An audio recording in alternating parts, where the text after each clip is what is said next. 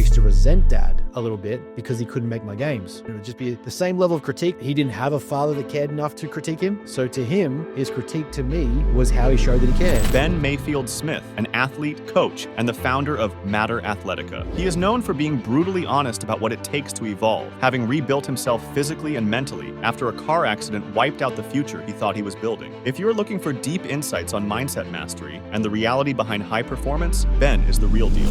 What do you think that is? For a human mind to go to that deep, dark place that keeps you, I'm going to keep going, no way, I'm not going to let you win type of thing. I still remember the exact bridge I drove past where I was like, that's where I'm going to do it. I'm going to lock the doors of the car. No one's going to see it. Car will sink. I'm not getting out of those windows. And I just had this rage about it. And this thing clicked in my head. I said to myself, if I were to do this, he wins twice. Talk about that part, right? How you talk about intentional suffering. You're constantly evolving into a new scenario, but that's the challenge. I've suffered levels that most people probably won't comprehend by the time they're 60. So for me, it's like, this is just a Tuesday. If you're going to experience a degree of suffering no matter what, I would rather choose to leverage that suffering as a chance to get better and see how I can improve. Looking across all the chapters, rugby, the loss, recovery, coaching, growth, right, all of it. What's the one truth that keeps showing up in your life? What's the one thing that this is the reality?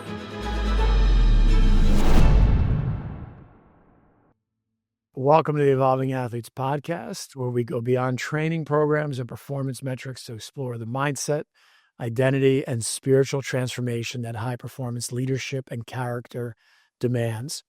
This show is about what happens beneath the surface, struggle behind the strength, turning points no one sees, and the evolution that defines who we become long after the scoreboard fades. And today's guest, he's walked every step of that evolution. Today's guest knows what it's like to lose everything: career, identity, the future he thought he was building. And what's more powerful, he rebuilt it all, which is wild. So with more intensity, more intention, and a whole new level of mindset mastery. Ben Mayfield Smith is an athlete, coach, and founder of Matter Athletica. But more than titles, what makes Ben powerful is how brutally honest he is about the process. From growing up in a competitive, high-pressure environment to surviving a car accident that wiped out the future he thought he was building, Ben has rebuilt himself physically, mentally, and professionally through intensity, self-study, and a relentless commitment to purpose. In this episode, we unpack that evolution from early mindset wiring to what happens when identity collapses, from using nutrition as a mirror for discipline to the intensity that still drives them and sometimes challenges them today. So this is an episode about owning your suffering, reframing your setbacks, and building something that matters. Ben, welcome, brother. Bro, I love that intro. That was fantastic. that was from start to finish. I want to listen to this episode. I'm like, do we got to capture, man? We got to capture your spirit and your soul, man. That's the bee's knees right there. Jesus, that's the. I'm hyped for my own life at this point now. I'm like, look, Vinny's got me going. I'm hooked. No, I'm stoked to be here, man. I know that was going to be a good chat, you know, just from ours only a few weeks ago, and our catch ups now over several interactions. I'm like, I was keen as soon as you said you were doing a podcast. I'm like, we've got to get on this.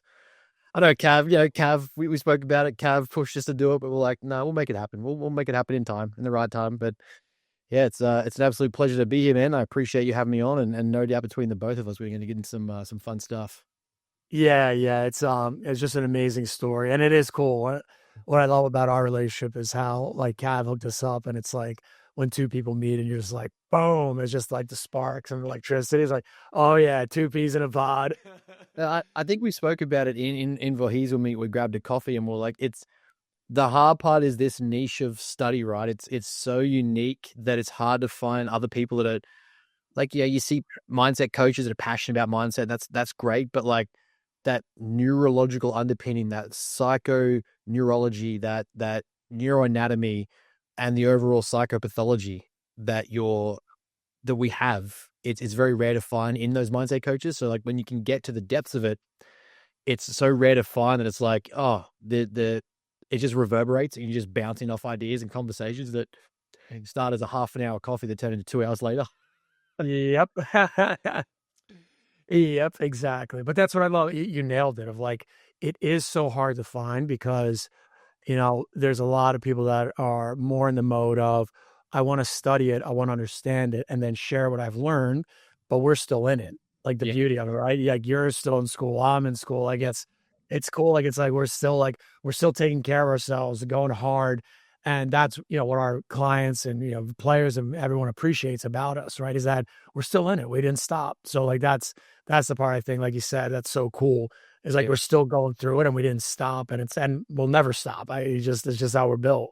Yeah. I don't think now that I've uncovered my love for learning, I don't think I'll probably ever stop, seeking further knowledge about the brain, mind, execution, like there's always something else to learn, and Yeah. a refinement of a model or a reframing of a structure or theory, and you're just like, oh, that fits here. Oh, that fits this person. Yep. Yep. Exactly. And I can't even imagine what's coming, like with AI and everything once it gets integrated. Of the things we're going to be able to start exploring is going to be bananas. Oh yeah. Oh yeah. I'm looking forward to it. People fear it. I'm looking forward to it. I'm excited for it. Quantum computing, let's go. let's let's go. What now? Finally, we're gonna get some real answers. I said to Brooklyn not too long ago, I'm like, the thing I most love about AI and the way I've started integrating into the business and what we do is I finally feel like someone else can keep up with the speed of my brain. And Ah, and not because Brooklyn doesn't try. She is very, very close, but the hard part is like to articulate a thought, conceptualize an idea, put it into a framework, funnel it, put it together on paper and send it and be like, ship it. That's what I was saying. The speed that I can do that now, thanks to AI. And I'm just like, I, I've never found that yet. I haven't been able to find that like another human being that can do it. And again, don't get me wrong, Brooklyn tries. She tries her best to keep up. yeah. And I feel for her because I'm like, I'll spit 20 ideas at her at once and be like, why are you giving up? What's going on? But to have like a system where I can just be left by my own devices and, you know, come into the office for an hour and walk out with like 5 different models and 3 different ideas and 10 different papers. And I'm like, that's AI. That's how we use it. It's taking the Amen. speed of this and putting it on paper. Yep. Amen to that. It's so true. It's my wife Marissa, she calls it Vincentese. And to your point, right? It's like, yeah, like finally a tool where it's like, yeah, I can go nuts and really Yep. explore. And there's been nothing else like that to explore your own thought process. Like that's when you bring that up, it's a really good point of, and for the listeners to understand, I think once you understand how to like actually use the mechanism and really dig in, Mm. I don't believe there's a better self-help journal out there. Oh, no. Again, not using it for self-help for yourself of like, hey, tell me what to think. Yeah. It's you're already a thinker and you're using it to journal. Hands that no better journal out there. Nothing. Correct. Yep. Couldn't agree That's more. why. Oh yeah. Well, let's jump in, brother. Of like, like the way I kind of like to take is going through the journey and, Yep. so knowing a little bit about you of, history and all that. So I want to go back to the beginning of like, all right, let's try to capture where you started of what was the 5-year-old Ben like with a rugby ball in hand? And what kind of kid were you in that early competitive environment? Because I can only imagine. The poor part from my parents is that they had 3 boys and we all played rugby league. We all played rugby. We all played touch football. We all played cricket in the summer. We all there was never an off season of competitiveness. There was never like a turn the dial down for a minute. Yeah, my brother's oldest is 4 years older than me. Next is 2 years older than me. So I was the youngest of the 3 and always watching them do stuff. So like, I think I got into my first sport at about 4.5, was cricket because they would go play like recreational cricket. But they were also playing rugby league. In Australia, I don't think you weren't allowed to join rugby league at a club level until 5, turning 6. I joined at 5, luckily, right on that moment that you're talking about. And by that point, I'm already surrounded by my oldest brother's now in under 9s. He's 9 years old. He's already pushing football and getting into it. So I was exposed very early to competitive environments. It's from swim practice. The old man was very much like, get into sport, get into doing stuff, take care of yourself, and just there's desire to improve. We were put into what we call nippers over here, which is like basically surf life-saving clubs where you'd like learn to, basically the beach is such a big culture in Australia that you kind of learn at a very young age how to manage it, how to go to it, be in the beach and not end up drowning, basically. And So we're involved in that. We're involved in cricket early on, swimming practice, like Olympic pool swimming. And so I got put into the deep end with the boys very quickly because, well, I just knew that my brothers did it and I wanted to compete with them, and they were better than me and I wanted to be in the groups they were in. So that was pretty much the, I don't want to say high pressure stakes, but high pressure very early on was, that's what they're doing. I want to go do the thing they're doing. I don't want to be around the other 5-year-old kid that's doing the stuff that's at the 5-year-old level. My 9-year-old brother and 7-year-old brother, what are they doing? What swimming group are they in? What training group are they in? Fortunately, it doesn't always work like that when you get age categorized, but that was the earliest exposure of competitive environment. Was like, it was not want to say day one, but it was very early. It was very, very young, where I'm like, straight off the bat, I can't remember if it was me and you having a conversation, but it progressed to 7 years old. I remember Mum was the team manager for our club recreational rugby league, and end of year, she had this player profile thing that we were all had to do, and like, where do you want to be when you grow up? But it was like, what does an ideal life look for you, and what do you want to be when you grow up, and what position do you want to play, and yada yada. And a lot of the kids were, picking a trade craft, or I want to be a garbage man, or be a concreter, or a carpenter. There's a few people picking like rugby leagues and like sports, and I was like, I want to be Andrew Johns. I want to play number 7. I want to play for the Newcastle Knights. I want to represent New South Wales State of Origin team. And it was like the extremes of that, but at like 7 years old, I'm like, this is what I want to do. And I used to think it was nothing to it, but when I look at it now, I'm like, that was my mind at 7. Kids are talking about, I want this for Christmas, and I want that for Christmas. I want to be this when I grow up and be a cowboy. And I'm like, I want to be this athlete at this position, play this sport at this club level, at the professional level. This is what I'm doing. And I was like, when you look back at it now, I'm like, that's intense. Yeah. It reminds me, it's so crazy when you say it, of like, it reminds me of like, and when you talk to so many high performing, people in this way, right? Yes, you want to do multi-sport and all that, but it's funny how there's always that underlying of like, I already knew I wanted to be like, I know for me, it was like NHL. I just know I was like, I want to play in the NHL. I want to play in the, and it's like, yeah, it's like this intensity that just, what is that? Where does that come from? And it's fascinating when you think about, your upbringing with that, talk about that part of where you recognize, like having your brothers, the exposure of that instantly, we know that environmental factor, how that uplifts you, right? So that can have some of it. So talk about that dynamic of competitiveness in the family, of between being around the brothers and the family. And what did you observe in that part about yourself back then that made it natural versus you wanted it on your own? Like, how much of it was I was chasing something versus I was getting pushed? Like, what do you think that balance was as a kid? The interesting thing for me out of it was, so when you see like a lot of families, like, you look at like, so the Johns brothers here in Australia, right? Matthew and Andrew Johns played for Newcastle Knights, played for the New South Wales State of Origin team, represent Australia.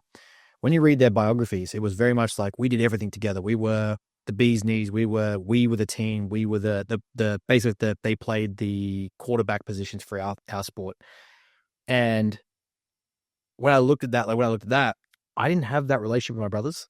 We had a direct competitive relationship where it was like, dad would come to games and he would critique our games. It wouldn't be like go son, you're great, keep doing it. It was, yeah, you did this, but why didn't you do this? And your brother did this, why didn't you do this? Or how did you go to this and you guys lost today but they won, or you won and they lost?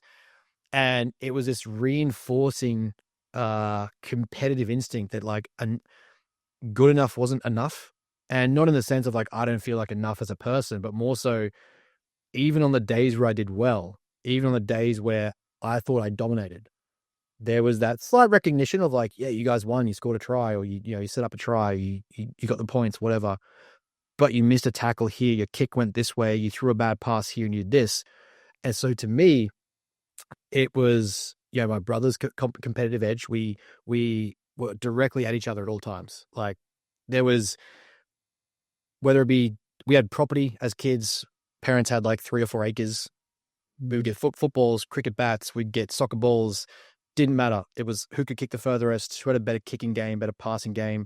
So in that instance, we were great together. But it wasn't like, let's be great together. It was, I'm better than you.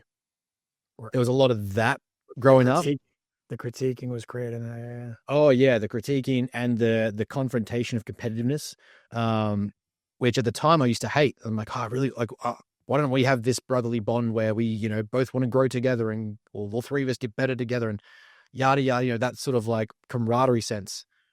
But when I look at it now, I'm like, I loved it because I was up against people that were 2 years older, 4 years older, played in equally as high representative levels that I did or better. And I'm like, how do I beat them?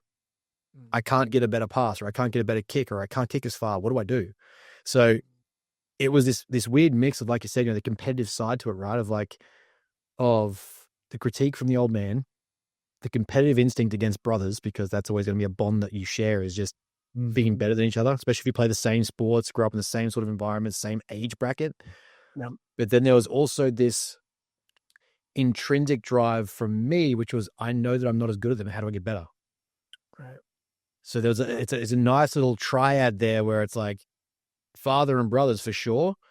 But then there's this, nature versus nurture discussion, which is were we just naturally all inclined to be competitive as kids? Because dad played high level rugby, dad played high level AFL. And he was very sporting himself, very, oh, you did this week, but I did this. Like, that sort of interaction with dad, it was always funny. So there's that nurturing part of competitiveness, but there was also very much a nature to it where it was like, I just naturally knew that I wasn't as good as them, but that led to me wanting to work harder.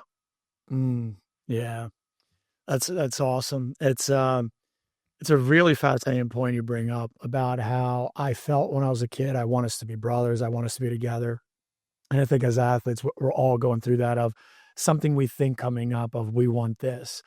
But then as we get older and we get wiser, we're like, wow, I love that. Mm-hmm. And it's such an important aspect that's hard, for whether it's coaches, leadership, listening, players and all that. Talk about that transition right there of like when was like the first moment you recognized that in yourself of like what I thought was like that when I was a kid, but realized later was like, wow, that was really good for me. Of like, was there an aha moment, or was it kind of like a reflective when you look back?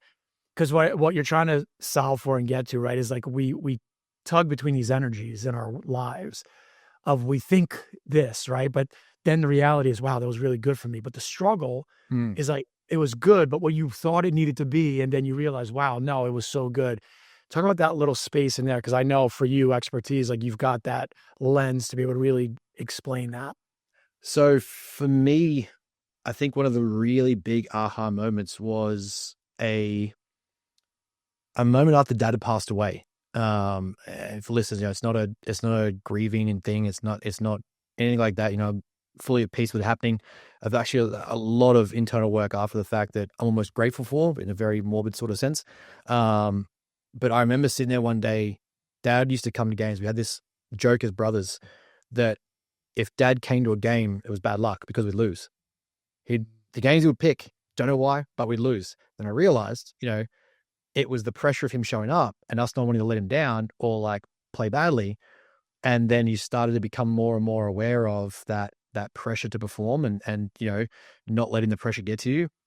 And still, a lot of the time I would say, just don't tell me you're coming. Like, let me show up in my way without you telling me that you're coming, because I'll feel like I have to impress you instead of sticking to my game. And there was this sort of moment where I then, at one point, 17 through to about 21, I used to resent dad a little bit because he couldn't make my games. When I was youngest, he worked 6 days a week, 12 hours a day. He was a tradesman, a laborer, scaffolder, worked high-rise construction, very physical job. There was a period of time where in the afternoons, being the youngest brother, my games were always earliest in the day on a Sunday. He needed to sleep. He could never make my games. For years, I would be rare if he made my games. And it started to get to me. And then as I got older, even when I got to the afternoons, when he started getting sicker and he started getting, I think he had his first diagnosis when I was 16, and he was fighting terminal diagnoses for 10 years. So even by the time I then got to that age where I'm like, oh, when's my time that dad's going to come and watch us play? And, I'm in the afternoon group now, I'm in the seniors, the men's grade. Where is he? And it was this aha moment after he sort of passed away. And I realized that he, in the sacrifice of not being able to show up, he was giving me the ability to do the thing that I love doing and creating that competitive drive and creating the environment for me to succeed by sacrificing 6 days a week, 12 hours a day. I was getting upset at a man that couldn't show up to my games, but he was showing up 7 days a week to provide me the environment to be competitive, to play in the sport that I love and do the things that I love. It just unfortunately took me to get a trade myself and realize how big those days are, how important that income is, and how important it is to have a skill and you know, have a job in Australia, that I was like, oh, he wasn't choosing not to come. He was physically exhausted and just depleted. And so, you know, I started to appreciate more the interaction with my brothers that we did have, because Dad couldn't be there all the time. So yes, there was that banter and there was a competition, but it was like those moments in the absence of Dad sometimes allowed me to get better and improve. And even when he did come then, that made it, I now cherish those moments even more, because, you know, we don't have them anymore. I can't have them with him any further. It's unfortunate that it took that loss to be like, oh, there was more depth to this. You know, it wasn't just simply he didn't want to come, or I wasn't as exciting to watch play. He was physically worn down. Right. But that aha moment was like when I went through myself, and then, you know, we'll get to that story eventually, but when I through my defeat and car accident and back injury, and I was like, I can't move. I can't do things. I've lost it all. How would he have been feeling? Yeah. And so that aha moment you're referring to there is that recognition that there's more to life than we perceive at the level that we're at that age that we're at. We don't have that external self-awareness yet. We see through that, you know, self-centered perspective, that lens where it's, I'm at the center of this world. What is everyone else doing? And not have ego, I don't think. It's just, you know, natural, mature emotional development. Yep. And then to realize, be able to put the shoe on the other foot and go, well, he had to sacrifice these things so I could have the very dream that I had and have the ability to chase after it, have the ability to learn and grow and push myself. His way of caring out of all of that was the challenge. That was the depth of the aha moment, I think, was like, I didn't get the, you go boy, like, you know, go get him kind of dad relationship. I had the, yeah, you're good. You did that well, but why isn't there more? Like, what else are you capable of? I can see you doing this. Why aren't you doing this?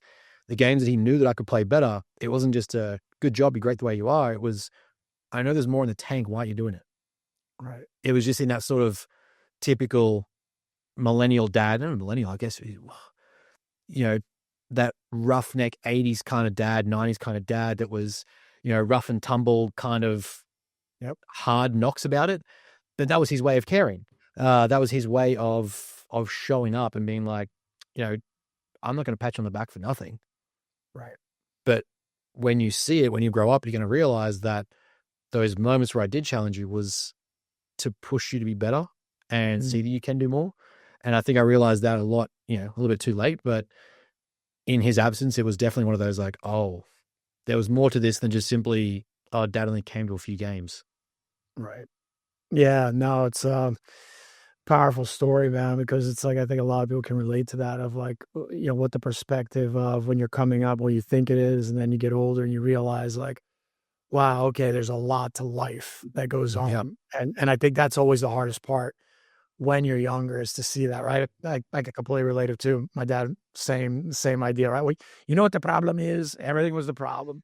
And then, you know, but as I got older, realized, I was like, wow, to your point of like, this is what he knew back then. Like, this is what it was like. Like, people leave out the sociocultural aspects of like, this is what it was. And that's been a struggle, right, in family dynamics, of where I came to realization, because I'm into mindset and self-awareness and, you know, taking responsibility, and then realize, wow, okay, another person, that's what their leadership was like.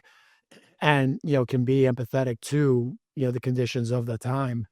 But that's really hard for a lot of people to take on and realize and accept it, and then forgive, and then kind of like work through that process, but to be able to see it clearly, right? You know, talk about that part of like, when you look back, was there anything like as a teen, you know, and you're in that adolescent stage where you look back and you're like, man, like, my perspective on that, with my dad in that way, and what it maybe did to your mindset, or the awareness that you didn't have, that was not holding you back, but challenging you in a way that became so much easier later on, that when you look back, you're like, oh, because as a teen, right, we're coming up, we're getting older, it's tough to deal with things. But was there anything in that dynamic where when you look back, you're like, man, I didn't realize, but then later on I did. I was like, oh, I was just basically sewering myself on that. I think the one of the aspects of my game and that sort of seeped into other areas of my life at a certain point was I used to be resistant to the critique. I didn't look at it through that lens of his critique being how he cared, right? Like we often have these language models about how we perceive care or love should be, or what we believe it should be. You see the Disney Hallmark sort of narrative, and this is love, and this is how it's supposed to be. You're supposed to, move back to your hometown and start a Christmas tree business, and you should have quit your $1 billion job to be with me. We have these narratives of what we think love and care and belief is meant to be. And so when it was critique early, adolescence, 14, 15, from someone who I thought just inherently was supposed to just, give the natural love and give that sort of like natural nurturing side, I had this perspective of what I thought it was supposed to be based on whatever other people got, right? Some people had those dads who you could do no wrong, or my son's the best, and well, at the time I was like, oh, I envy them. Now I kind of pity them, because I got from my old man this insatiating desire to grow and improve, because even when I did good, it wasn't enough. There was always a level that I could have gone to, or another decision I could have made, or a better choice I could have made in the game, or in my flow of play. And in those early adolescence, it was a lot of resistance to that critique or that feedback. And now I look back at it, and there's still moments I catch myself, and it's not to be emotional or negative or anything, but I'll catch myself wanting to message him about some awesome stuff we do. Like one of the first, I remember speaking to Cav about it, I sent him an audio, and just this, I think it was after my first time we got flown over to America. We flew over to America, got invited to present at the Coach Catalyst Summit. I'm on that international stage speaking in front of 200 other coaches. And I used to have this thing with Dad in my adult career before the car accident. I played in another town. I moved away from home. I wanted to get away from under the shadows of everyone and start again and see if I could make it in a place where no one knew me. And I would call him after every game and just sort of talk about the game. Won by 50 points, we did this, or how many tries you scored. I'm like, actually, I set up this many, but I didn't score any, and yada, yada. And it would just be the same level of critique. It turns out I was chasing it, right? I was chasing that critique and that feedback even after I've moved away from it. And there was these moments still in business now, the stuff that we'll do now, where I'm like, that is unreal. I want to tell Dad. I go to call Dad, and I'm like, oh yeah, I can't. The first time I stepped on a bodybuilding stage, the big goal of mine, the Arnold Classic here in Australia, it's one of the biggest bodybuilding shows in the world, the Arnold Classic. Arnold was here in Australia. I was off stage. I didn't even win, but it was purely the fact that I followed through, did this thing at a high level that I believed I executed. I was competitive. I just wanted to get up there and prove that I could do it no matter what. I'm walking out of the stadium. I'm walking out of the amphitheater, walking back to the hotel to get my stuff and sort of like just relax for a minute. Called Dad, got a message in messaging service. And I'm like, oh yeah. Like I was in all of these moments since where I used to resist the critique. I still find myself now 8 years on, where I'm like, I wanted that critique because I recognized that was how he cared and loved in his way. He didn't have a father that cared enough to critique him. So to him, his critique to me was how he showed that he cared. I know that you can be better, so why aren't you being better? Or how do we get you to be better? Or, how do you look at this environment differently? And I think it instilled a very high work capacity in me, because I know that from Mum, I got the belief. From Dad was where I got that that's not good enough. And it was like that aha, you're kind of talking about that noticing of change was when I used to be really resistant to the critique at first as a typical stubborn, teenage male. And then as I sort of grew older, it was like, oh no, I actually wanted that. I missed that to a degree. What I would give to have another phone call where you could tear apart a decision I just made, or like, why would you do that? Or, how's this going for that challenge or critique like that. I look at it now, I'm like, I wish I had more of it. Give me, tell me where I could have been better everywhere else. Don't hold back in sport. Like, tell me. Yeah, yeah. It's such it's so brilliant on so many levels, right? It's like I had so many fireworks going off of like, even just from, it's funny how when we get older, I know for myself, right? I always bring up a simple of like, my best friends and people that, I relate to the best now are the ones that are most honest. Like, give me the feedback. Like, Yeah. I love that. I'm like, yeah, because I know I can trust you. Like, if you're giving me real feedback, now I know you truly care about me. And it's funny to think about the correlation of like, that's kind of how the love language was back then. But then I think of it from reality of how life changes and like what a unique skill set we've been gifted from that standpoint, from our dads and that, and of where you look at today's world, wanting to improve, having the ability to know I got to keep getting better is literally the core of what success is going to mean now moving into the next 10, 20 years, because things are going to move so fast. Yeah. And if you don't have that natural thing in you, if I want to be better, you're going to struggle. You're going to struggle because things are just going to move at such a pace. It's already starting, right? People are kind of feeling it, but I don't think people realize of what's coming, of how intense it's going to get. Of, Oh yeah. you're going to literally have to start changing your mind every month. Like it's be better, be better, be better. And Yep.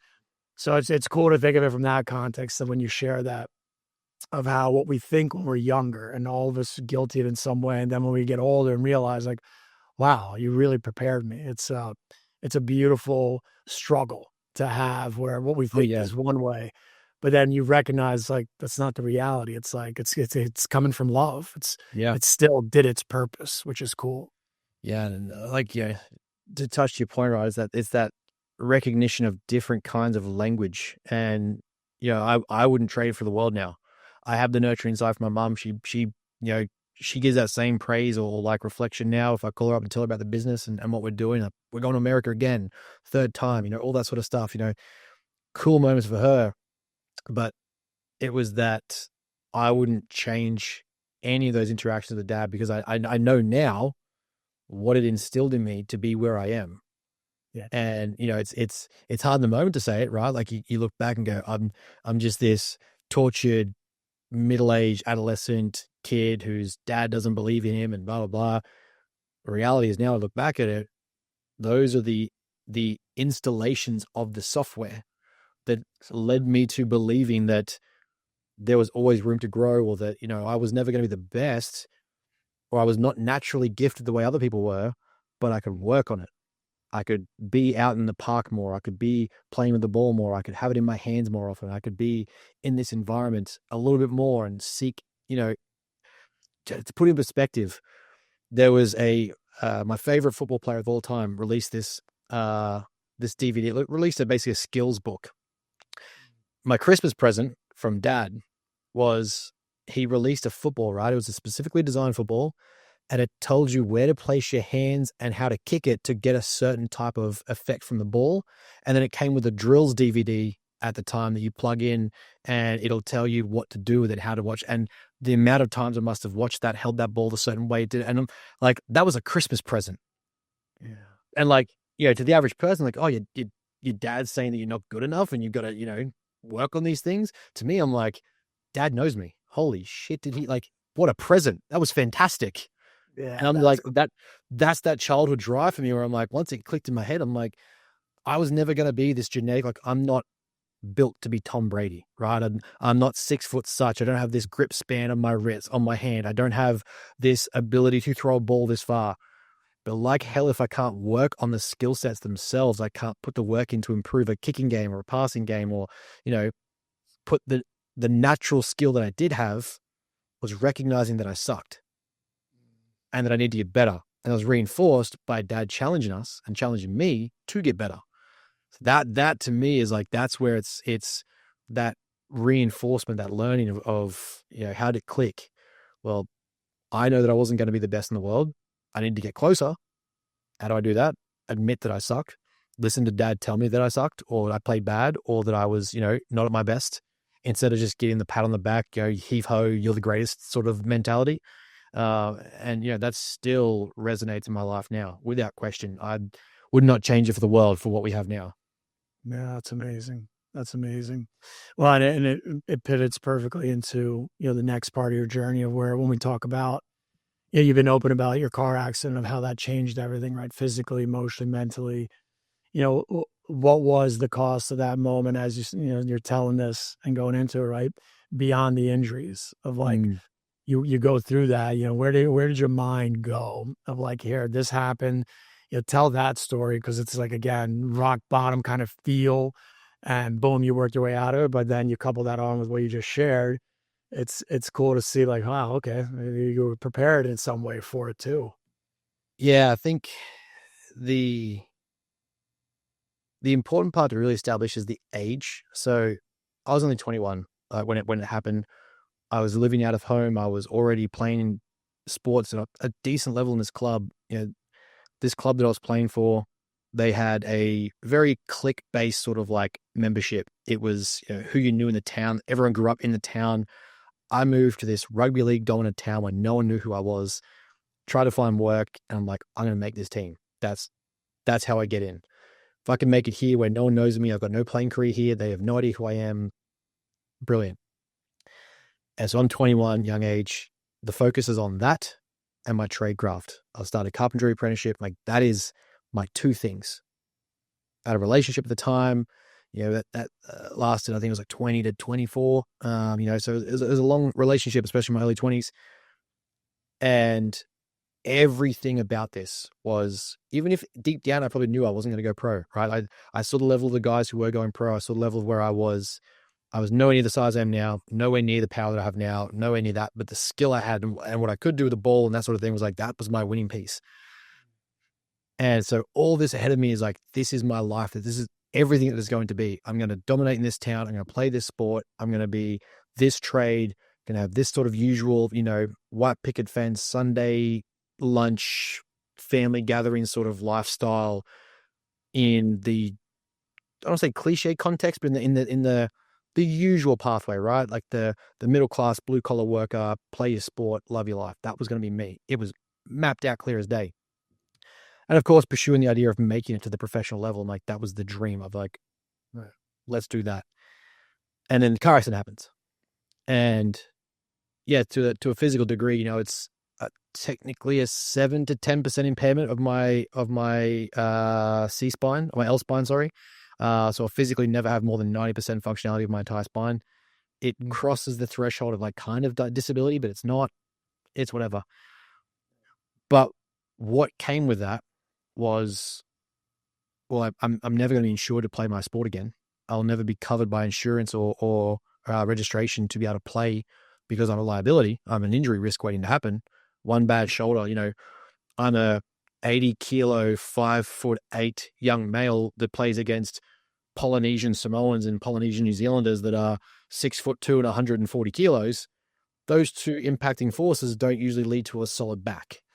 So I'm never getting on the field again for what was my entire life from the age of 5 years old, 4.5 years old.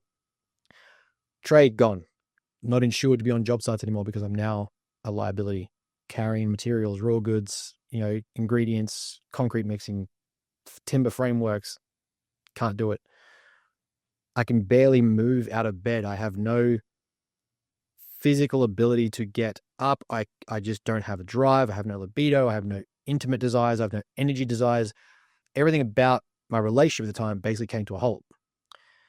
And that was pretty much the beginning of just an absolute downward spiral of depression and, what we call it in psychology, learned hopelessness. I got to this state where there was no options out for what I identified my entire life as.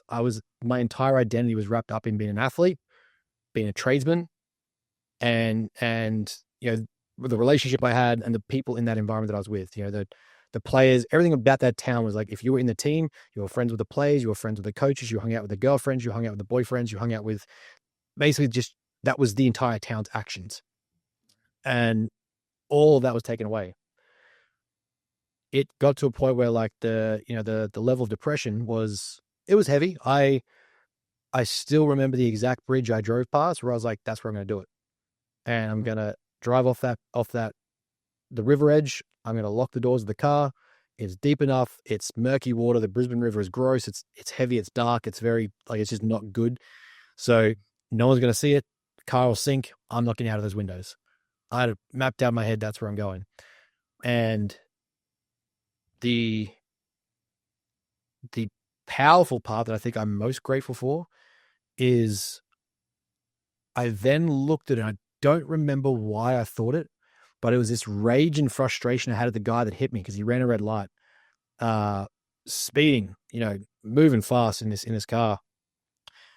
And I just had this rage about it. And this thing clicked in my head.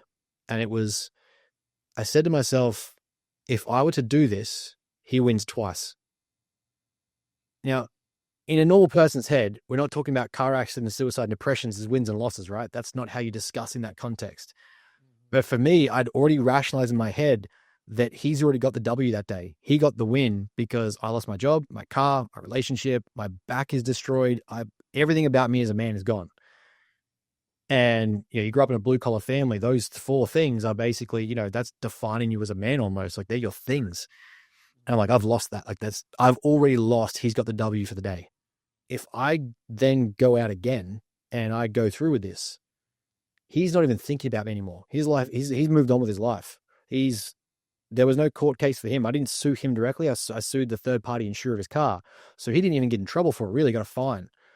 He's moved on with his life. And I'm sitting there contemplating ending mine because the pain is too hard to bear. And it's, depressive and it's failure. It's hopelessness. There's no way out. I was like, that's not how I work.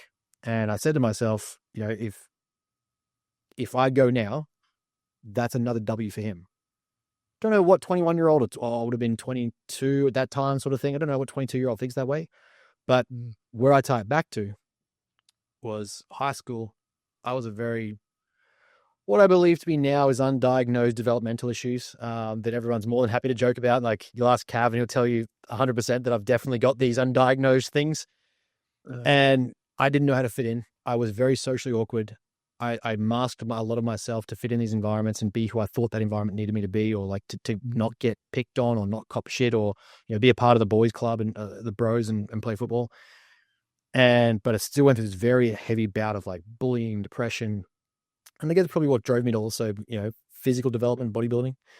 Mm-hmm. But I said to myself at that time, I was 14, if I can get through this, I know that I'll win in the long term. Most of these guys doing this will peak here. If I can get through this, I will win in the long term doing the things that I want to do because I can get through that. And again, I don't know what 14-year-old thinks that way, but when I'd contemplated the rationalization of going through with the knife that I had on my wrist, and I was like, nah, it wasn't like I started doing anything. It was like, I had it, I looked at it and I'm like, they win. They win in something that they're not even thinking about. Why would I give them that win? Same thing when I got to the car accident that's the only thing I can link it back to, was he wins again if I go through this. He's not even thinking about me, but he wins again if I do this. And that instant then, what kicked in was just this competitive instinct.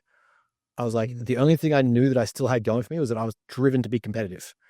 And that competition side took over my rehab, my prehab, my progressions, my court cases. I went through 21 doctors, specialists, and surgeons in 4 years. I went through physiotherapy, remedial tissue. I went through corticosteroid injections. I went through, what else was there? Yoga, Pilates. It got to a point where the competitive instinct kicked in. And I was like, well, if I can only do Pilates or yoga the rest of my life, I'm going to be the best yoga competitor that you've ever seen. I learned how to do headstands and bridges and these poses and that poses purely because I'm like, this is the only thing I do right now. I'm going to nail it. And that was like, that competitive instinct was the thing that got me through until it got to a point where it's no longer just about proving him wrong. It's about proving me right. But that first instinct that kicked in that probably helped me persevere was, I'm not going to let him win again. And then how do I get competitive about my rehab? Yeah. Like, you could try and break and pinpoint down where that stemmed from and nature versus nurture, but it just inherently kicked in to this point where it was like my unsatisfied position of wanting to end up losing again to someone who's already beat me. That, that Michael Jordan meme that we see from The Last Dance, and I took that personally. It was the most personal that I could have taken it. It was literally a life or death decision of taking it personal. I'm like, I'm going to make sure that isn't what I do and that you're going to know about it. Of course, he's not going to know about it. Right. Oh, an amazing story, man. Amazing. And it just makes me think of, like, as an evolving athlete, like, that's the part where when we talk about, you can do all the mindset, you can do all the thinking and get all the models and all the education. What do you think that is? That spiritual element of, what do you think that is? Because that's the one thing that data and nothing will ever be able to find out. Yeah. And like, what's been like your take on, because you went through such adversity, right? And, for a human mind to go to that deep, dark place, right? Because I've had, same, circle issues with that as well. Going to end it, the gun to the mouth, the whole nine, right? All the stuff. And it's like, what do you think that is, of like, that keeps you, I'm going to keep going. No way. I'm not going to let you win, type of thing. But like, that is not, to me, right? That's not mindset. Like, I can't teach you that. I can't tell you that. It's just something in me that isn't gonna let it go. Yeah. What do you think? What's your take on that as like a competitor?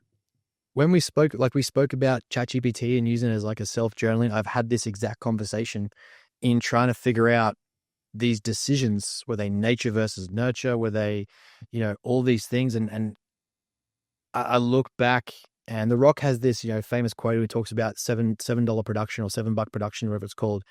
And it was like, I was trying to make it in the NFL, and then I got to move to the Canadian leagues. And he's like, not getting drafted to the NFL was the worst thing to never happen to me. And I have this same sort of like perspective on all of these things that happened. And I think once you take this position of acceptance and obviously that sort of ingrained or embedded athletic competitive drive, life is nothing but one big game, right? Like, a lot of life is just game theory. It's game, it's competition, it's survival. If you're not if you aren't exposed to that environment, you're not aware of what loss feels like. You're not aware of what competition feels like. You're not aware of what that drive feels like to be better, to improve, or to beat. Like, there's this nature part where it seems to be something that some people just get, right? That they just, like you said, it's you can't really teach it until you experience it. Right. I can take people there now because I've been there, but I had to use the skills that I'd learned and the experience that I've been through to be able to do so. To recreate the conditions. Yeah. To recreate the conditions and empathize with those experiences that other people now might have. But you can't read that in a textbook and then go tell someone about it. It's a part of this almost gratitude that it happened, right? Like, so to me, one of the things I'm truly passionate about is that when you look at it, right, we ask these big questions. What is the meaning? Why am I here? What is the reason for all this, right? Like, some people find that in faith. Some people find that in religion. Some people find that in, existentialism. For me, there's this underlying idea that the beauty of life and all this chaotic stuff that we experience is that nothing has meaning, right? Nothing technically matters. In the grandiose of the universe, there is going to be a solar flare in the next 4 billion years. The sun's going to implode, and everything that I do here is going to end up completely destroyed. It doesn't matter anyway. But what a beautiful thing to look at that and go, well, if it doesn't matter, then I need to make it matter. And alongside of that, Dr. Peterson has a talking point to this, which is, no matter how you look at it, life is going to be suffering. It doesn't matter, you can be a rock star or the son of a billionaire. You can be, born in a certain country with low socioeconomic status. You can be whatever it is. There is going to be sufferings that you individually experience. In in the suffering, to me, is where we find the meaning we should be grateful for. So for me, when I look at it now and I look back at all these moments, I'm not sitting there in anger anymore at this guy.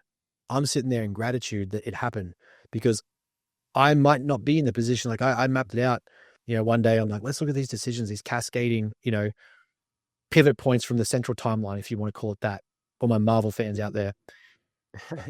From this central decision that happened, right? I hit by the car. I may have stayed with my trade. I may have stayed in that relationship. I may have stayed with that sport. I might have got anywhere, but then I don't end up chasing personal training coaching. I don't end up running businesses. I don't end up finding these parts of myself. I don't end up looking after dad, being his carer.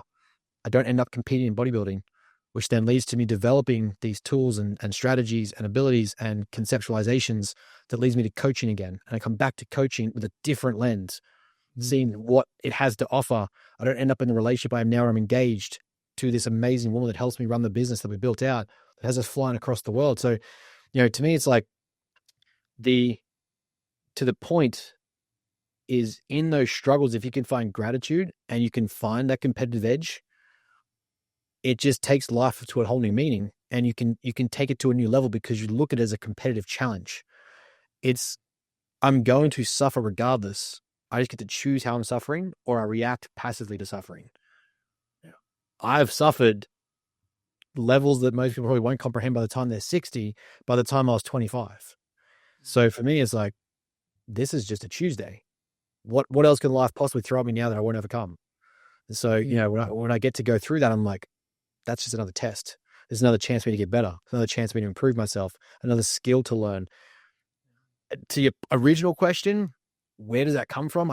That's the part I think is there's that wiring difference, right? Like you look at the aggression studies the US military try to conduct to identify the warrior gene, and they try to identify where is that in the human genome, and it couldn't quite figure out, it couldn't quite develop it per se.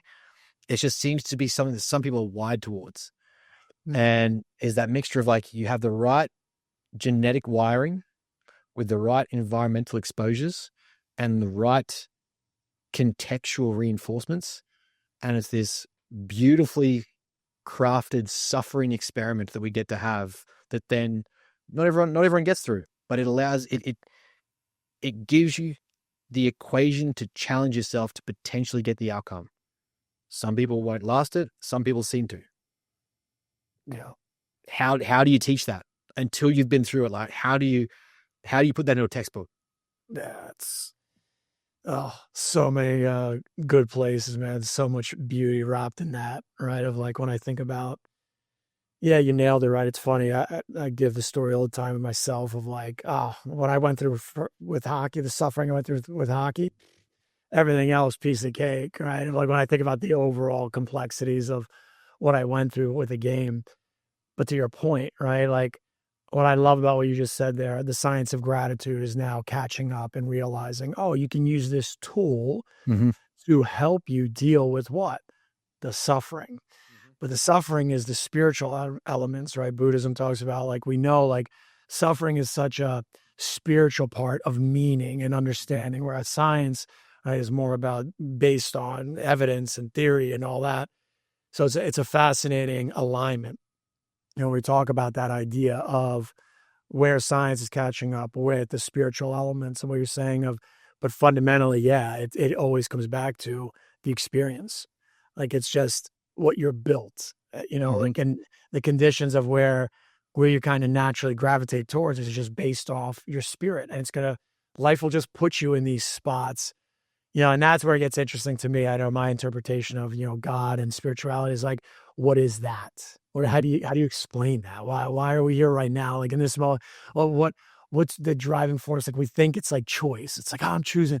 Well, no, I'm choosing to respond to the conditions of what I'm given. Yes, every one of us, we have a choice over of how we respond, but everything else along the way, it's crazy of like, like I always liken it to love. It's like, you can't explain, like, all right, we love, like, you can't explain it. There's no scientific theory of here's what you do to go love more people. Like, Good luck with that. The LT, okay, good luck with that. If you bottle that up, that'll be interesting. Let me know. I'll invest in that company. Exactly. But it's a wild intensity. And that's the cool part of it, kind of like goes into your, your journey, right? Of like the intensity that you bring. And that's what I love the most about you, right? Is whether in training, coaching, in your personal standards, your life, and that's one of the things that's interesting about that energy for you. Like, talk about that for you, of that intensity isn't always an asset. At least I know, from my perspective of what I've experienced with it. I'd love to know from your perspective of like, where does that intensity challenge you or has challenged you now, right? Of where, because for a lot of people, the general public, right, this is for high performers, obviously, but a lot of people sometimes can't deal with that. Of like, whoa, you're way too intense, right? What's that like for you, how you manage that now, or how you maybe have evolved with it? Like, what's that look like in your own life?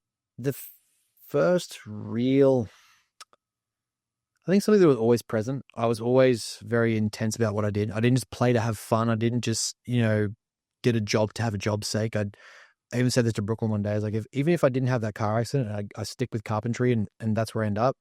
I naturally think that I would have been like, how do I become the best carpenter in the world? How do I run this 6-7 figure business in carpentry and construction? Or that would have been what I intended to do. But as I've really felt more aligned with, and that's over the last, I pinpointed to competing and dad passing away. But the real alignment and just moving my life to fit more in exactly who I was versus who I thought people needed me to be. I think it's Plato discussed the idea of the birth and death of the first and second self.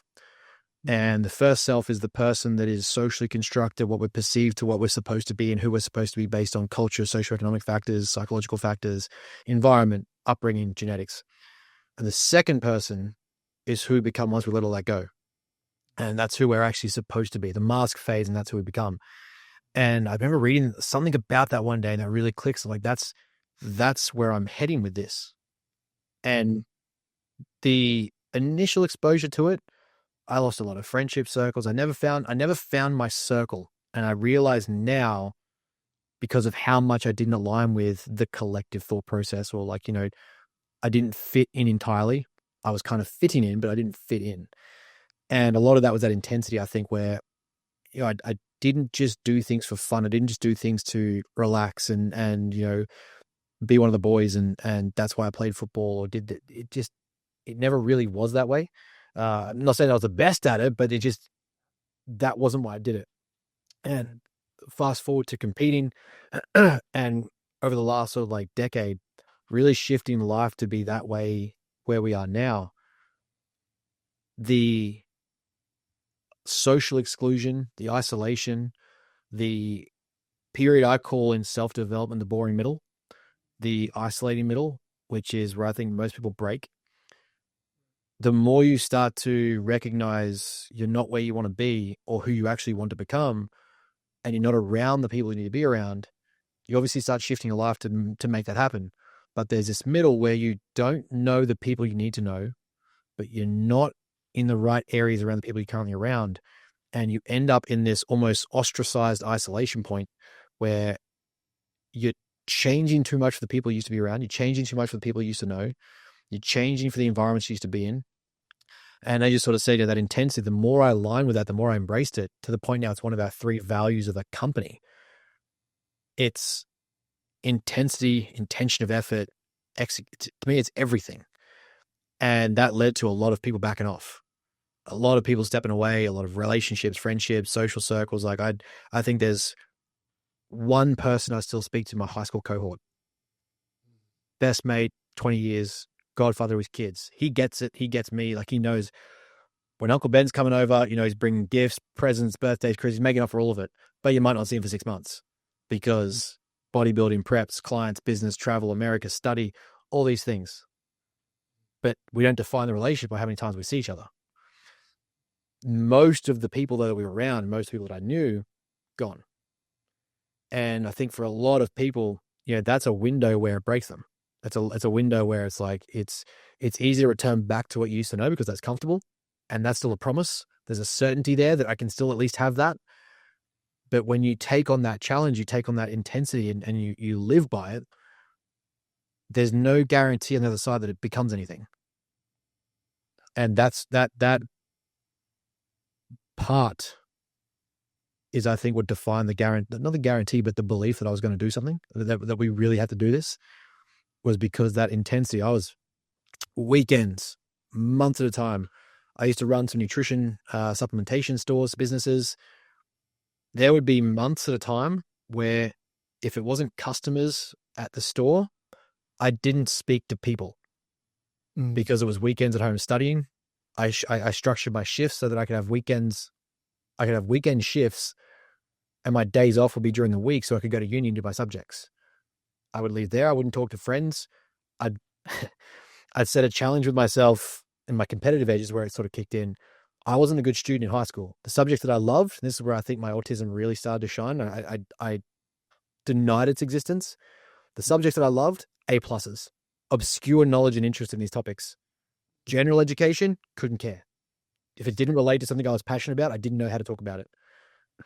Give me the specific interests, nailed it. And I read this piece by Jocko one time. He was talking about showing up and taking ownership. And he talked about how he did this thing in campus when he was having to go back to leadership school to get to the position to be a SEAL team leader. And I was being competitive in the environment that you're in. So I made sure that I was the closest student to the lecturer. I picked out the person I perceived to be the smartest person in the room, and I would outwork them in the class. I was going to beat them at being a student. Don't know how that makes sense to people's heads, but to me, it was like, that's how I win at studying. That's how I figure it out. I just be competitive. And that led to, I didn't have friends at campus. I've been there now 6 years. I don't have friends at campus. I don't have like students I catch up with and have a drink with. I don't have like cohort that I hung out with. It was there to do a job. Just like when I played football, I was there to do a job and do it well. If the team lost, it was my fault. If I got a bad grade, it was my fault. That level of intensity, like you said, you look at it, most people can't handle it. No. And even saying that, I get it sounds arrogant and cocky to a degree. But at the same time, pair that with the fact that I know why I'm here. As Viktor Frankl says, he who has a why can bear any how. I know why I'm here. I don't care if the people in that room don't agree with how intentional I am or how intense I am or how much I give. In the right moments, me and Cav, we sit there, we'll banter all day. We'll talk utter crap to each other. I'll have a laugh in that moment.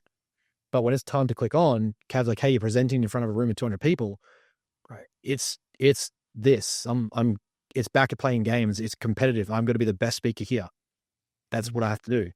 And like you said, that intensity, most people won't get past that to get to know me nowadays. I think a lot of people struggle with that unless I meet, similar levels of intensity or similar levels of performance or people that I'm really trying to learn from or break down, understand, take in.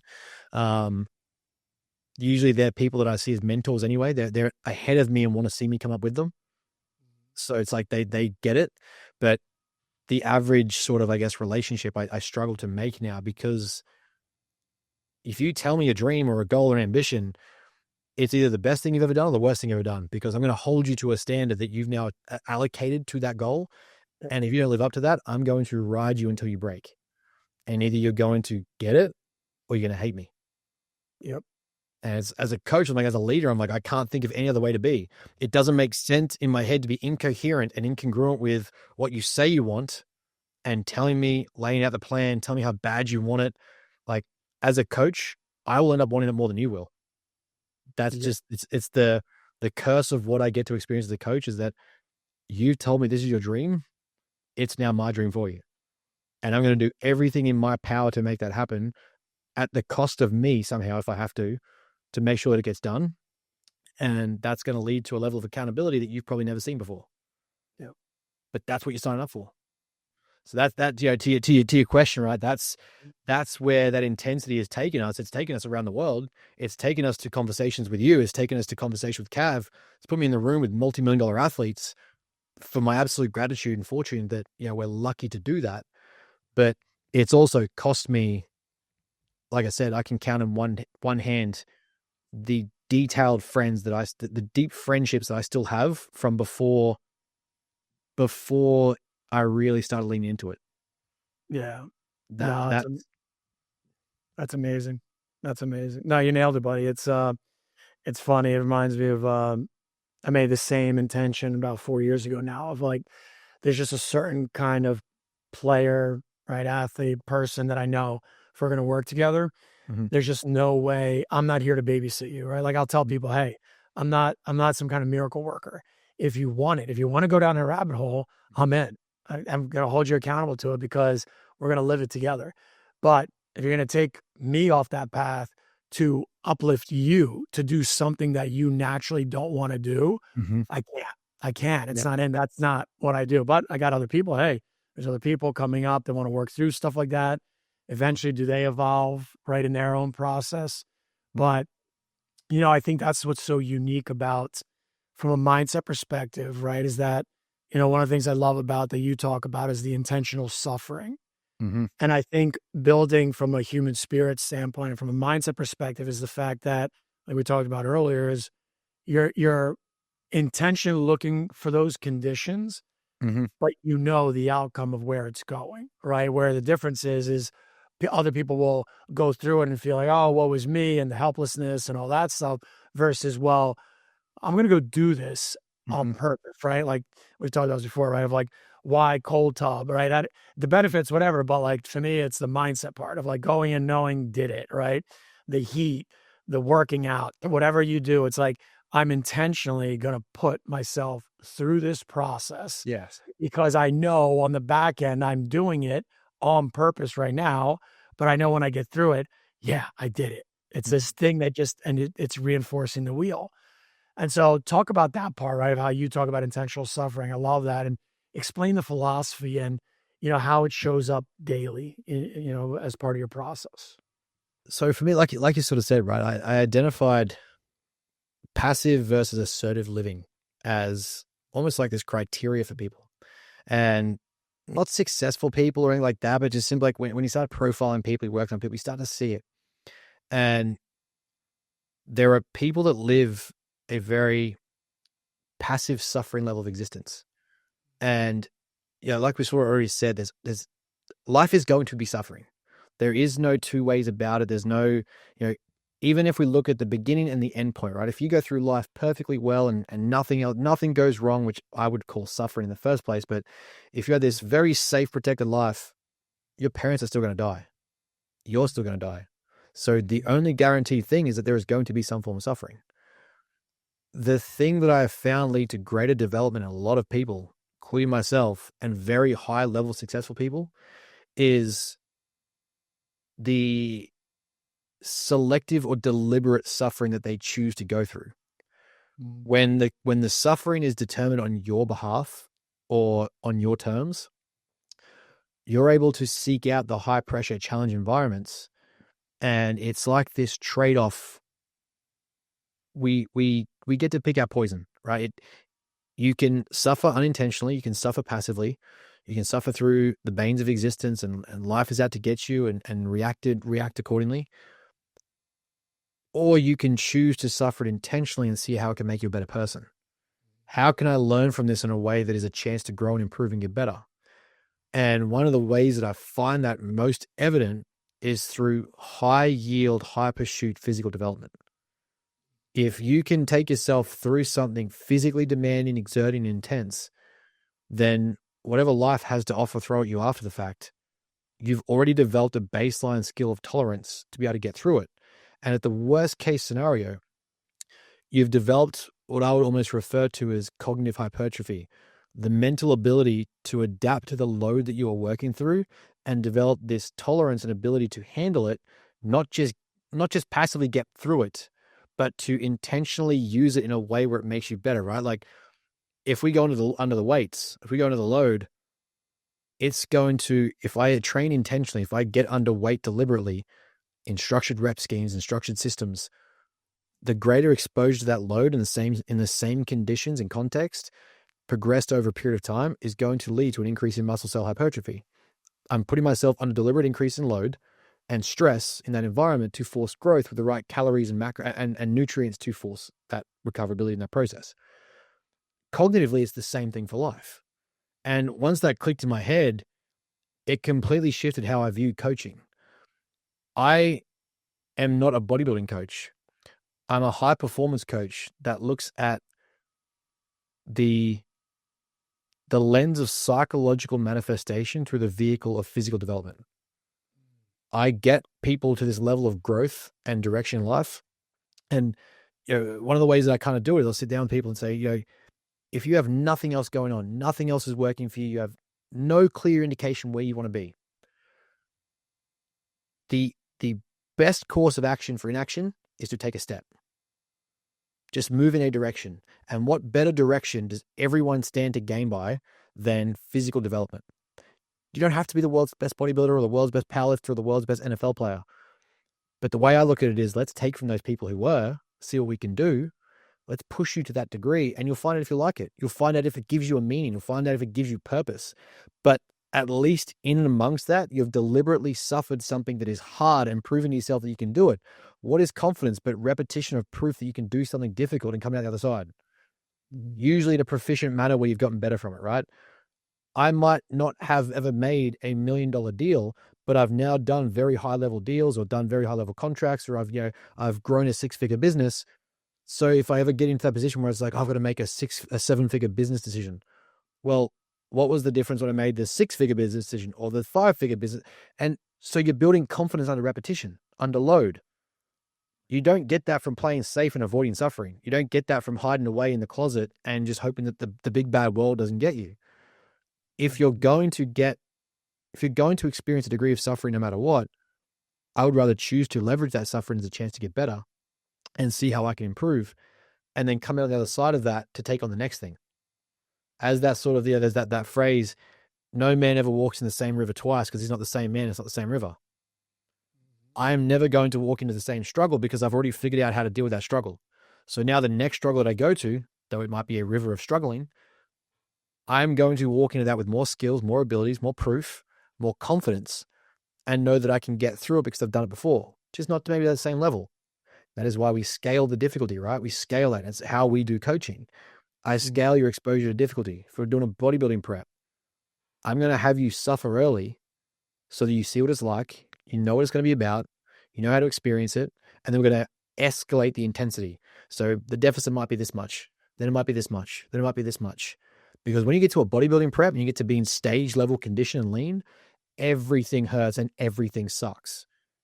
If you don't know that or have experience with that going in, the likelihood that you break is tenfold higher.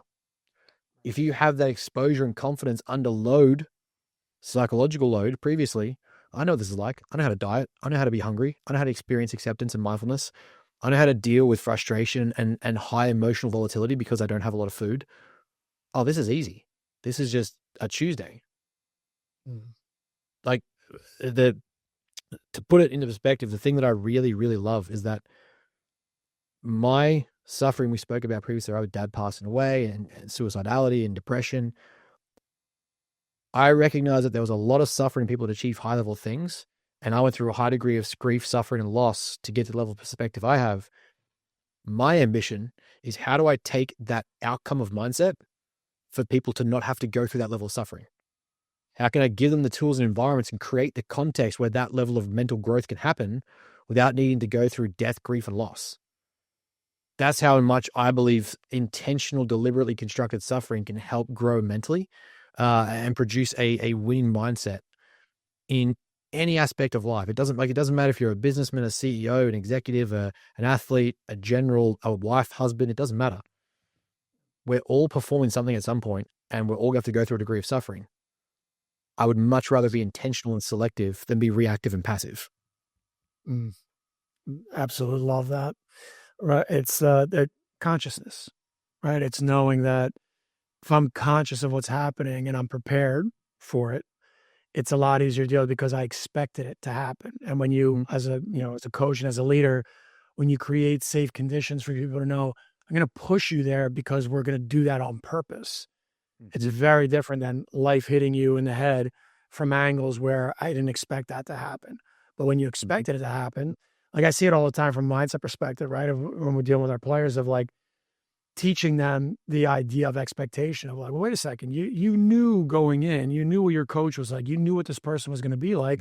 Hold on, no, you don't have the right to go. You knew what you were getting yourself into. Yes. And when they go through that, It's amazing how when they become aware of that, I go, wow, yeah, you're right. I knew the expectation. I knew what was going to happen.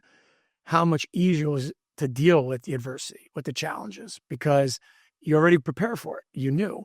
And that's a lot of what you're doing is that, hey, we know it's going to be hard. We know it's going to end up happening, but you're going to be good. Like that's what we're working. We're doing this on purpose. And to your point, the way it goes into all the other parts of your life, that's the point. It's like everything. It's like the feeling. And that's the part that's always a big misconception about mindset that has really helped me understand over the last like 10 years of how much the physical aspect, right? Because neuroscience 101, we know it's sensation first, then you gain a perspective. So you got to feel it. You got to feel it, right? Play for that feeling. You got to feel it. And that's the intentionality that I love, right? About how you pull that in to knowing like, okay, we're going to hit that psychological barrier for you, but we're going to do it safely. Like, I got you. I'm going to push you there. And it's you knowing that's where we're going to take you. And I love also the other part of like how you go from, you approach nutrition with that same precision, but how you look at it like with that purpose part, right? Of that, your philosophy, right? On fueling not just the body, but the identity of the athlete. Like, I love how you look at it from that lens, right? Because again, it's the same thing. You're taking the person into it. Talk about that part of your process of, what you're looking for, how you do that. And then maybe some of the biggest mindset mistakes that you see people make with food, maybe tied to that identity in your process. Yeah. So one of the biggest mistakes I saw early days in coaching and bodybuilding when I got into it was people go from 0 to 100, right? They'll go from no lifestyle modifications, no behavioral changes, no structures or systems, no processes or procedures in place whatsoever. And then all of a sudden, I'm going to do a bodybuilding prep. Now, to me, as someone with an athletic background, right, it's the logic of saying, I'm going to go play peewee football. Oh, now I'm going to go play the NFL.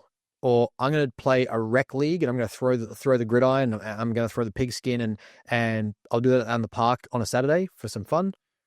I'm going to go play in the NFL. Like the extrapolation of that logic doesn't make sense. But we get these people come into bodybuilding, into body composition, into nutrition coaching, physique coaching, and it's this same sort of misconstrued perception, right? Is I'm going to go from 0 to 1,000 in the space of 4 weeks, 6 weeks, cut out all these foods, restrict all these calories, increase all this cardio, do all this output, cut off all my friends, stop drinking, stop smoking, all these things. It's like, okay, let's map this out. Where else in your life has that worked? Where else has that absolutism and complete 180 of life choices actually panned out for you? Oh, it hasn't. Okay, so why do you think there's almost a level of ego amongst it to think that you can pull that off and have success, sustainable success? No, it doesn't work that way. What we're going to do is gradual exposure, identity reconstruction, lifestyle reconstruction, behavioral shifts. We're going to expose you to these depths over periods of time. That's why we'll never sell a 12-week bodybuilding. Yeah, the old Ronnie Coleman era used to be like, 12-week bodybuilding prep, do it in 12 weeks, to get shredded and get off stage and be good. The reason we'll never sell that is because there is no timeline on identity reconstruction. There is no timeline on, I can't tell you exactly when it's going to happen. The more that you resist me, the more you fight it, the more you struggle to lean into it, the harder it's going to be, the longer it's going to take. But when you submit yourself to the deliberate intention of suffering and extrapolating this and going through that hardship, figuring it out, the better we move, the less resistance. What do we know psychologically when it comes to things like food restriction? When you resist or you deny or you repress hunger, it shows itself in other places. It projects itself in other ways. You crave it in other means. So we get to this point where I'm not going to take you straight to a 2,000 calorie deficit and make you suffer hunger when you've never experienced that, right? Like that, I'm not going to do that. That makes no sense. Right. I'm going to step you through the process and we're going to say, okay, can we be a little bit hungrier? Can we pull down some of this fast food, right? Like you're having takeaway 5 times a week and you're struggling to hit your protein count. You're not getting enough vegetables, which we know, I did a presentation on it. It was like less than 25% of Americans, so less than 80 million people, actually hit their recommended fruit, vegetables, and protein intake alongside with physical activity. So I'm not going to take you to this absolute deficit of food and restricting everything you love. Can we take that takeout, make it 3 times a week? Can we make that fast food pizza maybe once a month? Can we, what are some things that you love? Pick me 3 vegetables that you love. Broccoli, cauliflower, and capsicum. Cool. Guess what? We're going to include those in your meals. You're going to add some sauces to it, some seasoning, teach you how to cook a little bit, add some flavor and spice up your life. This approach gradually walks them through this exposure, which we know in CBT and in basic psychotherapy. Micro exposure, build up confidence, get belief and trust in that environment again, or that system. We're going to walk through that. So as we sort of spoke about previously with like confidence, right? You now have the confidence when I make you diet a little bit harder, or we get you a little bit leaner, you've got the skill set to do it because you did it previously. You went from 25% body fat to 15, or from 25 to 20. Well, next time we're going to go from 20 to 15. And then from 15, we're going to hit that single digits. We're not going to stay there very long because, it's going to be hell, but we're going to get there. And then you're going to look at that and go, okay, well, I got to 9%. What does 5 feel like? I can tell you right now, 5 feels like hell. But we now have that confidence of going, well, you also thought that 9 would feel like hell. You thought that 15 would feel like hell. That's how we build it. And so eventually along the way here, we're reconstructing the person, not just their approach, not just their meal plan. Okay, who are you now that you weren't before? Well, I used to be someone who ate takeout all the time, went out with friends and drank. I barely got any sleep. I didn't train when I felt tired or run down. I was stressed at work. Okay, who are you now? Who are you as a person that sees this diet being successful? I'm in bed on time. I hydrate effectively. I eat my meals. I show up for myself. I keep my word. I have confidence in my execution and trust in the process. I believe in myself to get it done. I've got track record proof that it's been possible to do it. All these things now are reconstructing this identity of a person beyond just a meal plan and a training program. That person now speaks into existence, right? They're now speaking in a way where this version of themselves is the person that achieves that 5% body fat. And that's where I like to try and take what I call future prediction models. If for people who don't really know where they want to go, they don't really know what that's going to look like, right? As your identity, let's look at what does the person who has 3% body fat do, or 5% body fat, or 10? What do they do? What are they doing right now? What would that person be? They've got their time management under control. They've got a healthy relationship at home because there's low stress. They're sleeping well. They're training hard 5 times a week. Their diet's full of foods they love, high nutrients, less takeout. They don't feel like shit all the time. They're highly active and they get out and do their steps and walk and et cetera, et cetera. Okay, well, what's stopping you from doing that now? Nothing really. We just have to build those behaviors. All of those are things, they're traits and skills that we can develop now. It's just that you looked at them as a thing in the distance, and the gap between where you are and where that is so far that it throws you off, right? It's a lack of confidence because you're like, I don't have the skill set to get there. Wrong. We just have to build it over time. And we're going to lay the foundations, right? The deeper the foundations lay, the higher the skyrise can go. And that's where, when we look at coaching beyond the sets and reps, you hear us talk about all the time, is like, it doesn't just stop at sets, reps, and macros. It's rebuilding an entire identity of a person who gets these things done. You become the person who is able to do it. You become the person who's able to show up, keep their word, execute, improve their life. Generally, what we find with this, as part of our goal setting process, to long ramble, I truly believe as a coach, if I get you on stage, or I get you to photo shoot condition, or I get you to the best beach body you've ever had, and your life has gone backwards, you've lost your job, lost your relationship, you had to sell your house. If we had to do all those things for you to get to that level, I have failed as a coach. My outcome is not tied to whether or not you get on stage. It's tied to if you get on stage and become a better person. So we have people map out, where do you want to be in 5 years for your career? Where do you want to be in your personal relationships, or your personal life and relationships? And where do you want to be with your physical training, with your physique or your body composition? Because if I get you that result with your physique, those other 2 things go to shit, I have failed and you are not where you wanted to be. Funnily enough, if I can get those 2 things together, right, I can get your personal life and your career and ambitions to match up and be progressive. Generally, I find your physique and your performance gets better as well, because there's less stress anchoring you down. There's less animosity. There's less anxiety. There's less psychological strain that we can then allocate that cognitive energy to the execution of the behaviors, identity, and traits we're trying to develop, right? That it just gives you more credit and more currency to allocate to the problems we're facing, instead of having to allocate them to personal struggles or family life issues, or your career struggles, because you're not showing up there. You show up in those areas, you eventually show up in your physique or your training, your personal ambitions in a much better way. And that's how we try to look at it, as just taking those things that I've learned over that time and putting into a deliberately structured exposure to struggle that then allows them to get better over time and build confidence that they can handle it. And then naturally out of that, the progression is they ask for the next thing, right? It's like it becomes an addiction almost. What's that? What's the next thing that I can do? What's the next hard thing I can do? Oh, I've done bodybuilding, or I got to 10% body fat. Can I get to 5? Can I get on stage? What does stage look like? That's 3% body fat. That's going to be a struggle. Cool. Let's do it. Yep. What I love so much about everything you just said there, right, is that you've systemized as a coach and as a leader of teaching someone how to embrace the discomfort in a way without destroying themselves and other parts of their lives around them. And I think that gets lost so much in coaching, in, any high performing field of, no, you got to do this. And it's all this all in mindset in that way where, yes, being all in, there's a context of commitment principles. Mm-hmm. Yes, that is, I'm in, I'm doing that. But at the same time, you have to be balancing it out with the reality of your life. I have a family, I have these other commitments, I have a job. And I think that gets lost so much in the translation of building that, of like that. And what you articulated so beautifully is like, that's the point of leadership, is I'm going to take you there step by step, but it's going to integrate. The exposure is going to integrate into already how you do things. You're just slowly going to trade one thing for the next, and then the next and the next. So eventually you wake up one day and you go from, I was this to now, wow, I'm this. But it took time.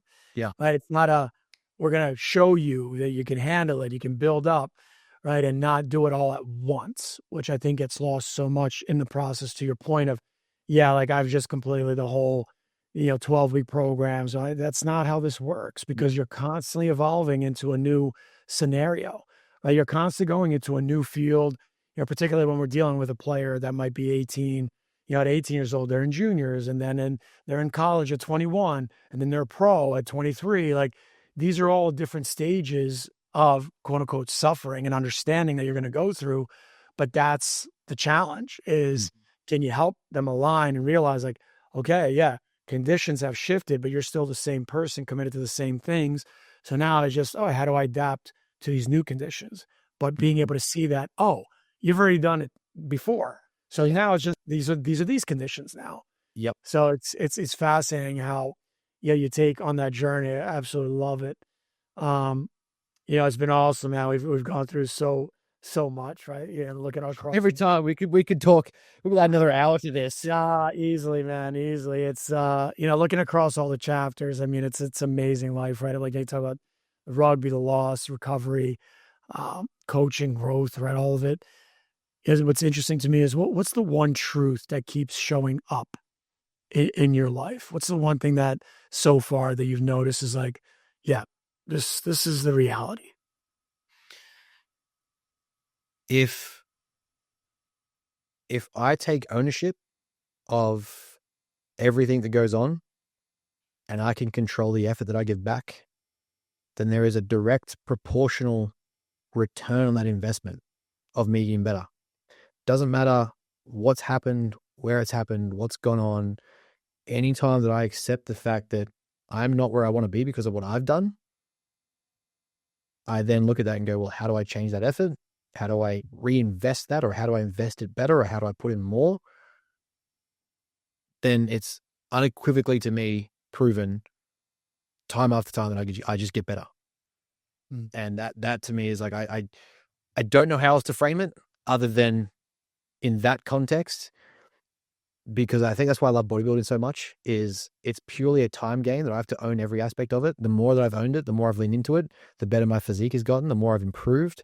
And it's just the nature of time in the game. You can't force muscle rate to grow any more than we currently can. And you are directly responsible for the proportional amount of effort that you give to it. That's it. And that's just showed up in every other aspect of my life. business, study, students, career, business, coaching, bodybuilding, rugby league. It's just effort and ownership. Where I lacked ownership, or where I stopped taking ownership, where I pointed the finger, things got worse. Amen. Amen. Well, we can end on that of where can people find, go to find your content, your coaching, follow along. Where's the best spot? We've got a few. As you know, we love to give and try to provide as much value as possible. When we leave here, we can't take most things with us. So for me, it's about leaving information behind and leaving things here. So we've got my Instagram, Ben _Mayfield Smith, the Matter Athletica page, Matter Athletica, Matter _Athletica, our website, matterathletica.com, our podcast, and our YouTube channel. On there, you will find thousands of hours of free stuff, blogs, articles, training vlogs, podcast episodes, personal episodes, all of it. So yeah, find it, use it. It's free. There's no attachment to it. We just want people to take this stuff and use it. Beautiful. Beautiful. Well, it was awesome. I truly appreciate it. Have you on. Amazing as always. I know we could always nerd out and keep going. They give a caval kill us, and that's going to be another podcast. Exactly. It's awesome, man. Like that. Appreciate you coming on, brother. And yeah, it's been amazing. Thank you for having me. I really appreciate it. It's always great to have chats like this and actually get a little bit deeper. Yeah. Amen. Well, thanks for tuning into the Evolving Athletes podcast. If today's episode sparked something for you, maybe a perspective shift, a reflection, or just a reminder of what matters, then keep leaning in. That's what this is about. Not fixing, not arriving, but evolving one layer at a time. And so again, if you want to dive deeper into your own mindset work, check out the resources in the show notes or connect with me directly. And until next time, keep evolving and play for that feeling. See you guys.